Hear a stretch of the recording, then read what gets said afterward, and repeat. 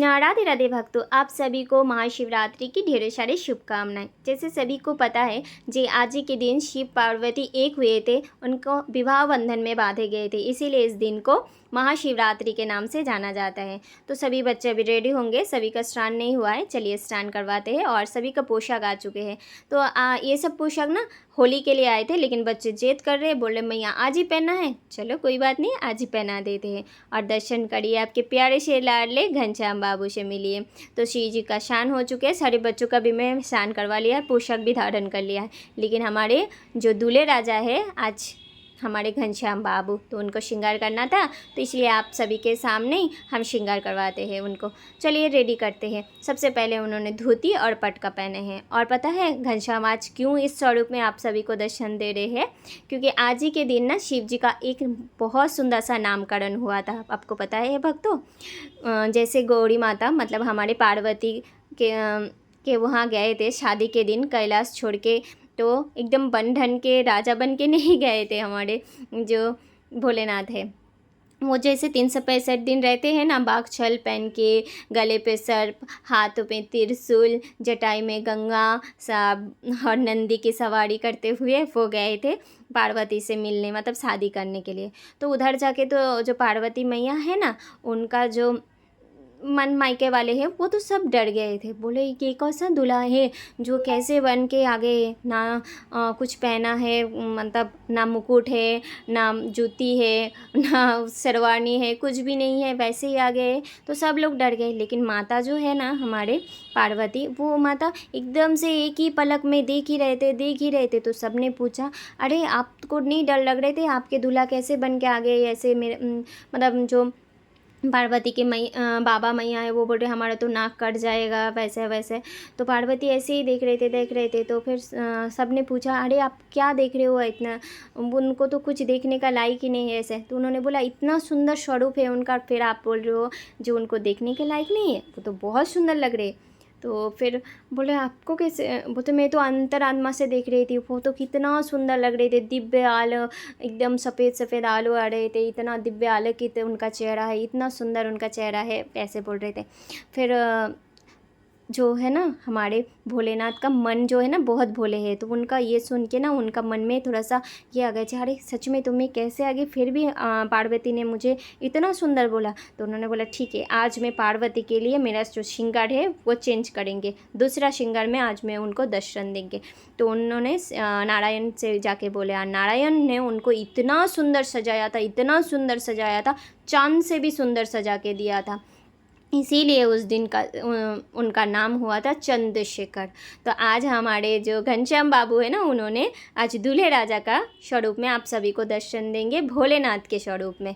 तो हमारे लिए हमारे लड्डू बाबू ही सब कुछ है, जैसे पता है जो मैं उनके अंदर ही सबको दर्शन कर लेती हूँ। जैसे हमारे भोलेनाथ भी हमारे लड्डू बाबू ही है, और लड्डू बाबू ही हमारे लड्डू बाबू है, इसी तरह से हम दर्शन करते हैं।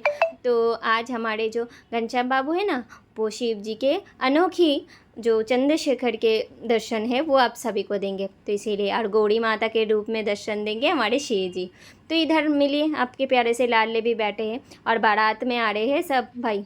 आज घनश्याम के बारात निकल रहे हैं, तो साथ में देखिए हमारे जो भी लड्डू है, जितने भी लड्डू है, सभी सज धज के आए हैं। और सभी ने आज सफ़ेद कपड़ा पहने हैं भाई, क्योंकि भोलेनाथ को मतलब हमारे जो शिव जी है ना, उनको सफ़ेद कलर बहुत ही प्रिय है, इसीलिए आज सभी ने बहुत सुंदर श्रृंगार करवाया। और हाँ, आपसे तो मिलाना ही भूल गए, मिलिए आपके प्यारे से लाडले हमारे बिहारी जू। आज तो बिहारी जू से ना नज़र ही नहीं हट रहे थे, मैंने तो उनको काला टीका भी लगा दिया। चलिए, जितने भी बातें हो गए हैं, लेकिन अभी अभिषेक करते हैं। सबसे पहले हम पात्र लेंगे, पात्र में अंकन करेंगे ओम अक्षर का। सबसे पहले तो अष्टगंध चंदन से हम पूजा करेंगे, क्योंकि अष्टगंध चंदन जो है ना वो हमारे शिव जी को बहुत ही प्रिय है। फिर बेलपत्र रखेंगे, बेलपत्र के ऊपर अष्टगंध का टीका लगाएंगे, फिर विराजमान करेंगे हमारे शिव जी को, हमारे भोलेनाथ को। फिर फूलों से पूरा श्रृंगार करेंगे। जैसे आपको हो सके आप उतना ही करो। देखिए मेरे भाव से मैं पूजा करती हूँ, आप अपने भाव से करना, है ना। भगवान को बोले नहीं भगवान जब मुझे इतना सब कुछ देखे पूजा करो, लेकिन हम अपने हिसाब से और अपने क्षमता के हिसाब पूजा करते हैं। मेरे पास अवेलेबल था सब कुछ, इसलिए मैंने इस तरह से किया। फिर अभी हम अभिषेक करेंगे। सबसे पहले हम शुद्ध जल से ठाकुर जी को स्नान कराएंगे, हमारे भोले बाबा को। फिर घी से हम स्नान कराएंगे, मतलब घी से अभिषेक करेंगे। फिर हनी जो है शहद, उससे अभिषेक करेंगे। फिर दही से अभिषेक करेंगे। फिर दूध से अभिषेक करेंगे। लास्ट में हम चीनी से अभिषेक करेंगे, शक्कर से।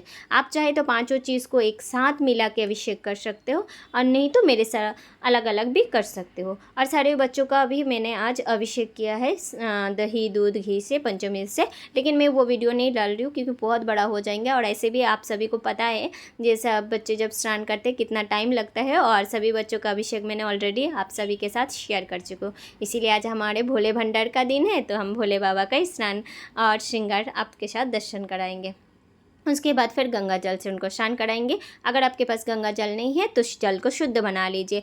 कपूर डाल के, थोड़ा सा तुलसी पत्र डाल के ओम नमः शिवाय का जप करते हुए या हरे कृष्ण महामंत्र का जप करिए। अगर जल शुद्ध का मंत्र आपको आ रहे हैं तो बहुत अच्छी बात है, उससे आप कर सकते हो। नहीं आ रहे तो महामंत्र का भी जप कर सकते हैं, हरे कृष्ण कृष्ण कृष्ण हरे हरे, हरे राम राम राम हरे हरे। अभी फूल से हम अभिषेक करेंगे। फिर बेलपत्र अर्पण करेंगे। बेलपत्र अगर 108 होगा तो बहुत अच्छी बात है, अगर नहीं हो रहा तो 21 डालिए है, या 11 भी बेलपत्र डाल सकते हैं। अगर 11 भी नहीं है 5 भी बेलपत्र डाल सकते हैं। फिर आकुंद फूल डालेंगे, अभिषेक करेंगे। अगर आकुंद फूल भी नहीं है आपके पास तो धतूरा फूल होगा तो बहुत अच्छी बात है, या सफ़ेद फूल से आप अभिषेक करिए अपने भोलेनाथ का। फिर बेल अर्पण करेंगे। बेल मतलब जो बेलपत्र का फल होता है वो बहुत प्रिय है हमारे ठाकुर जी को, तो वो अर्पण करेंगे। फिर फलों का रस से अभिषेक करिए, मैं अनार का रस से अभिषेक करिए, आपको जो फल है मिला है वो उससे आप कर सकते हो। और फिर हम नारियल जल से भी अभिषेक करेंगे। देखिए इतना सब कुछ करने की ज़रूरत नहीं है, जैसे मैं बोल रही हूँ तो आपको ही करना है, वैसा नहीं है। आप चाहे तो एक बेलपत्र और गंगा जल से भी ठाकुर जी का अभिषेक कर सकते हैं। हमारे जो भोलेनाथ है बहुत ही भोले हैं, उनको तो सिर्फ प्रेम और भाव से बुलाना है, बस और कुछ नहीं। मेरे पास अवेलेबल था इसलिए मैं अभिषेक कर रही हूँ। फिर हम आरती करेंगे ओम नमः शिवाय का नाम करते हुए। अब अभिषेक करेंगे तो भी ओम नमः शिवाय का जप करते हुए करिए, या माँ मंत्र का जप करते हुए करिए, क्योंकि हमारे जो ठाकुर जी है ना, हमारे भोलेनाथ, तो वो ना हमारे कृष्ण के बहुत ही प्रिय भक्त है, और कृष्ण भी उनके भक्त है, मतलब दोनों का आराध्य है। तो आप जब कृष्ण नाम सुनाएंगे भोलेनाथ को, उनको बहुत खुश हो जाएंगे, और जब कृष्ण को भोलेनाथ का नाम सुनाएंगे तो वो भी बहुत खुश हो जाएंगे। चलिए अभी उनको विराजमान करते हैं उनके स्थान पे। सबसे पहले हम एक पात्र लेंगे, उनको विराजमान करेंगे। फिर गणपति जी को बुलाएंगे। देखिए मेरे पास गणपति जी का कोई विग्रह या फोटो नहीं था छोटा, तो मैं उनको सुपारी के अंदर विराजमान करके प्रथम पूजा जो है वो गणपति के जी का ही करा जाता है। तो इसलिए गणपति जी को बिठा के कुमकुम हल्दी से उनका अभिषेक किया, मतलब उनको टीका किया, फिर फूल अर्पण किया, फिर अभिषेक किया हमारे ठाकुर जी का शुद्ध जल से, बेलपत्र से, फूल से। उनको जनेऊ अर्पण किया, मतलब वस्त्र, और फिर फल फूल जो आपके पास अवेलेबल है वो ठाकुर जी को दे के फिर आप हरे कृष्ण महामंत्र से या ओम नमः शिवाय महामंत्र से आरती करिए। इसी तरह से पूजा समर्पण करिए, और पूजा करने के बाद आपको जो हो उसी से आप दक्षिणा देके उधर रख के पर प्रणाम करिए। मंदिर जा रहे तो भी दक्षिणा दीजिए, घर पे है तो भी दक्षिणा जरूर देना चाहिए, तभी पूजा समर्पण माना जाता है। इधर देखिए हमारे प्यारे प्यारे बाबू बैठे हैं, तो बाबू सभी को भूख लग गई है क्योंकि लगभग 11 साढ़े 11 बज चुके हैं, और आज द्वादशी है तो भोग लगाना है। जल्दी से जल्दी मैंने साबूदाना का खिचड़ी बनाई थी, मीठे में स्वीट था वो दिया, दूध का भोग लगाई, और हमने पारण भी कर लिया था टाइम के हिसाब से, तुलसी दल और जल से पारण किया है। और अभी मुझे भोजन बनाना है, तो आज द्वादशी है तो अन्न भोग लगेंगे। अन्न भोग में खिचड़ी दूंगी ठाकुर जी को, तो सबसे पहले मैं खिचड़ी बना लेती हूँ। तो अभी खिचड़ी बन चुके हैं, मैं सब सब्जी डाल के ठाकुर जी के लिए खिचड़ी बना लिया है, मसाला वाला खिचड़ी, और साथ में पापड़ फ्राई किया है, और मीठे में मैंने खीर बनाया है। और इस साल का पहला जो आम है मैंगो, वो मुझे मिल गया था, तो मैं ठाकुर जी को लेके लिया है। जैसे अब सबसे पहले हम भोलेनाथ को भी अर्पण कर दिया है और अभी बाबू को मतलब भोग लगा दिया है। क्योंकि जब हम पहला कुछ भी चीज़ देखते हैं ना ठाकुर जी के लिए पहले लेके आते हैं, वो भोग लगा देते हैं। और आम तो बहुत ही अच्छा है, साल में एक बार आते हैं, तो सबसे पहले आज बहुत अच्छा लगा जी हम हमारे भोलेनाथ को भी अर्पण कर पाए और हमारे साथ ही साथ बाबू को भी अर्पण कर पाए। तो सभी को भोग लगा लेते हैं, आरती करेंगे और आप सभी को बोलेंगे आज जो है ना हमारे गोले बाबू अध्यक्ष गोपीनाथ का देखिए दर्शन करिए, क्योंकि आज उन्होंने ना ऊपर तो भोलेनाथ का पोशाक धारण किया है, नीचे गौरी माता का पोशाक। मतलब उनको क्या सजना है, क्या इसे क्या करता है, हमें भी पता नहीं चलता है, क्योंकि ऊपर वाला जो ड्रेस है ना उसका नीचे भी पार्ट है, लेकिन मुझे मिला ही नहीं। ढूंढ के मैं इतना ढूंढी थी, तो ऊपर वाला मैं सोचा नहीं पहनाऊंगी, दूसरा टी शर्ट में उठकर श्रृंगार करती हूँ। लेकिन उनको शायद पहनने का मन था, क्या हुआ पता नहीं, मैं ऐसे ही दिखाए तो अटक गया। मैं चलो पहना ही देते हो, तो पहना दिया और उनको नीचे घाघरा था वो पहना दिया। तो गोपीनाथ का दर्शन करिए आप सब और बताइएगा मुझे ज़रूर कमेंट पे आपको कैसे लगा आज का ये दर्शन वीडियो। अगर थोड़ा सा भी अच्छा लगे तो प्लीज़ एक लाइक कर देना, हो सके तो वीडियो को शेयर करना, जैसे सभी को दर्शन मिले आज का ये बहुत ही सुंदर सा दर्शन।